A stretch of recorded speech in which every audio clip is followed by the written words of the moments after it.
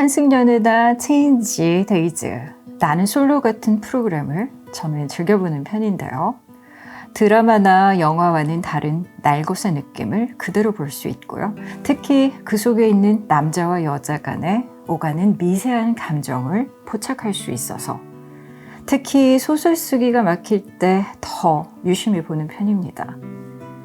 내가 좋아하는 사람이 다른 사람을 좋아하고 나를 좋아한다고 말했던 사람이 다른 사람을 바라볼 때 느끼는 수많은 엇갈림의 순간에는요.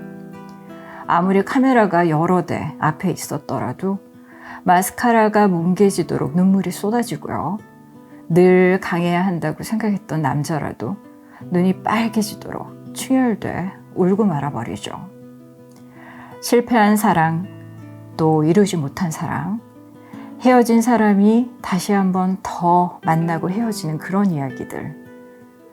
이야기들이 늘 제 마음을 움직입니다. 감정의 인플레이션, 맞아요. 나조차도 모르겠는 나의 감정들이 폭발하기 때문이죠. 아마도 그런 날들이 있었을 거예요.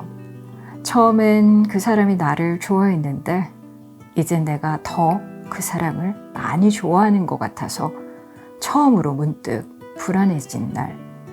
길을 걷다가 분명 외롭고 싶지 않아서 시작한 연애인데 더 외로워졌다는 생각 때문에 왠지 씁쓸해지던 날. 어쩌다 이렇게 됐을까요? 왜 그 사람과 함께 있으면 더 불안해지는 걸까요? 이유를 알 수 없어서 한없이 멍해지는 날이 있죠. 오늘도 불안에 잠 못 이루는 분들을 위해서 준비한 글 하나를 읽어드리려고 합니다.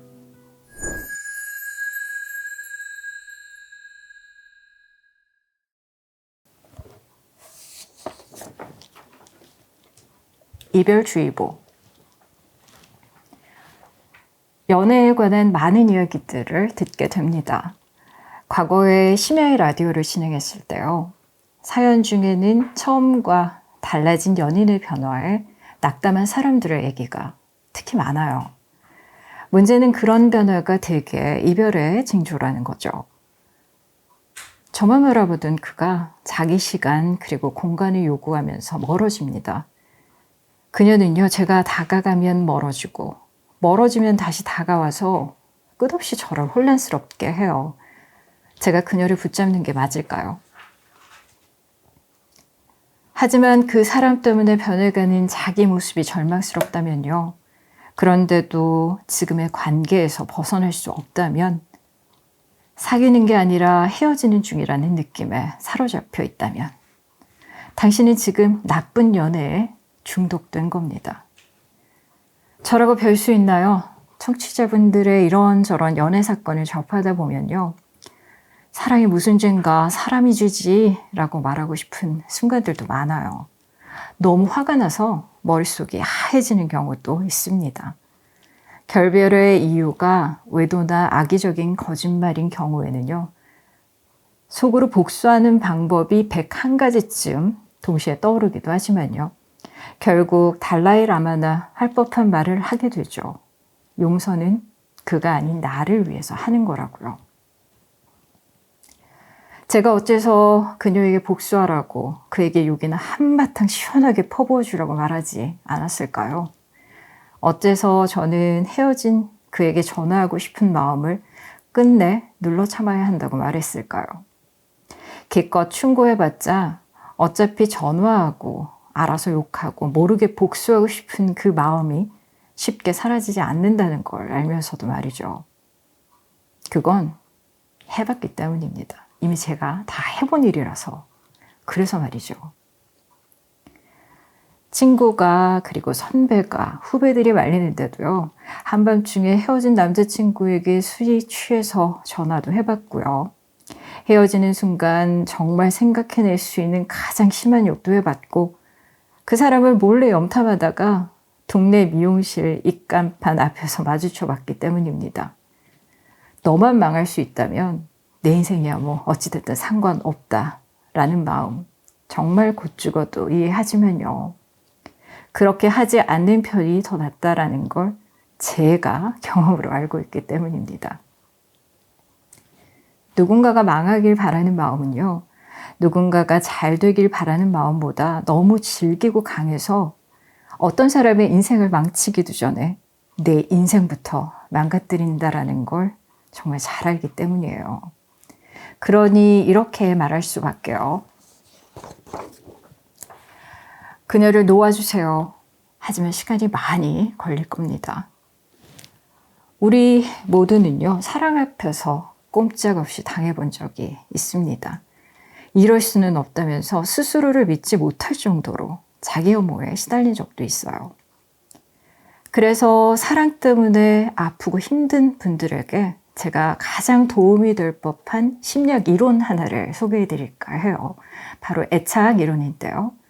애착 이론은 영국의 심리학자인 존 볼비 박사가 정립한 이론이라고 하네요. 유년기에 부모와 아이 사이에 형성된 애착 정도에 따라서요, 애착은 크게 3가지 유형으로 나뉩니다. 애착에서요, 제일 중요한 개념은 친밀감이에요. 상대에게 친밀감은 원하는 정도에 따라서 우리는 보통 3가지 유형의 애착을 나눕니다. 첫 번째가 안정형 애착인데요. 친밀감과 의존을 편안하게 받아들이고 효과적으로 의사소통을 하는 달인들입니다. 두 번째 유형이요, 불안형 애착인데요. 친밀감을 갈망하고 연인 관계에 지나치게 몰두하며 자신의 파트너를 사랑하는 만큼 파트너 역시 자신을 사랑해 줄 수 있을지에 대해서 늘 걱정하는 타입입니다. 마지막이 회피형 애착인데요. 파트너와의 친밀감이 높아지면 자신의 독립성이 크게 줄어든다고 여겨서요, 끊임없이 파트너와의 친밀감을 줄이려고 애쓰는 타입입니다. 우리는 대개 이 3가지 유형 중에요, 한 가지 애착을 가지고 있어요. 제가 당신에게 꼭 말하고 싶은 게 있는데요. 연인을 보고 있어도 또 보고 싶은 그 마음, 그게 잘못된 게 아니라는 걸 말이죠. 보고 싶은 마음은 애정결핍이나 의지 박약을 나타내는 게 아닙니다. 친밀감을 원하면서 끝없이 소속감을 확인하고자 하는 마음은요, 개인의 의지 박약이나 애정결핍이 아니라 우리들 호모 사피엔스 때부터 새겨져 있는 생존을 위한 본능이니까요. 당신의 너 때문에 숨막혀 라는 말과 내가 외치는 너 때문에 외로워서 얼어 죽을 것 같아 라는 말 사이에는 과연 어떤 다리가 놓여야 할까요? 늦으면 늦는다고, 멀리 가면 멀리 간다고, 무슨 일이 있으면 있다고 말해주는 이 간단한 행동조차 하지 못해서 우리는 사랑하는 사람에게 얼마나 많은 상처를 줬나요? 단지 내 쪽의 편의와 이기심 때문에 상대에게 주었던 아픔을 나는 또 얼마나 자주 너는 왜 이렇게 나만 바라보니? 왜 이렇게 집착해? 숨 막히잖아 라는 말로 쥐어박았던가요? 제가 읽어드리고 싶은 말 중에요, 노희경 작가가 쓴 그들이 사는 세상이라는 드라마 속에 존재하는 대사가 있는데요. 연인 사이에도 최소한의 예의라는 것이 존재한다. 문자를 받았으면 답장을 해주는 것, 늦으면 늦는다고 전화해주는 것, 무슨 일이 있으면 있다고 말해주는 것, 이따가 전화한다고 했으면 정말 이따가 전화해주는 것, 멀리 간다고 말해주는 것. 그러나 당연히 해야 하는 것임에도 불구하고 생략해버리는 사람들이 많다. 의도적이지 않은 이런 무시 때문에 기다리는 입장에 놓여있는 사람은 괜히 집착하는 사람처럼 생각되고 조금씩 무너져 내리는 자존심 때문에 신경질적으로 변해버리고 만다. 혼자 하고 싶은 대로 하고 살고 싶다면 차라리 그냥 혼자 지내라. 괜히 사람 집착 중독자로 만들지 말고 당신이 해야 하는 것조차 지키지 못하는 사람이 무슨 큰 사랑을 바라는가. 기다리는 당신의 잘못은 없다. 당연한 예의를 기다리는 것뿐이니까. 만약 사랑에도 성문법이 있다면요, 드라마 속에 등장하는 준영이의 말처럼 저랬으면 좋겠습니다. 사랑이 게임일까요? 더 많이 사랑한 사람이 지는 게 사랑일까요? 먼저 고백한 쪽이 패자고 먼저 헤어지자고 말하는 쪽이 사랑의 승자가 되는 걸까요? 사랑은 게임이 아닙니다. 세상에 당연한 건 없으니까요. 저는 이 말을 몇 번이라도 해주고 싶어요. 누군가가 당신에게 주는 그 사랑을 당연하게 여기는 순간, 당신은 절반 이상의 세계를 잃어버리는 겁니다. 존재 자체가 고마움이 되는 사랑스러운 세계를 말이죠. 그것이 행복의 비밀이라는 것도 모른 채 당신은 그저 사랑에서 이겼다고 착각하는 바보일 테죠.